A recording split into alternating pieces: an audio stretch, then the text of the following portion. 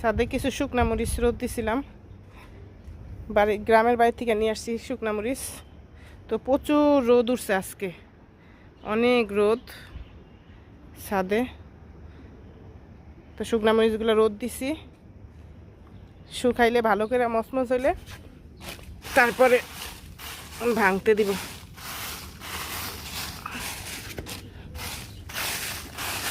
ভাঙাবো, অনেক রোদ পড়ছে আজকে ছাদের উপরে।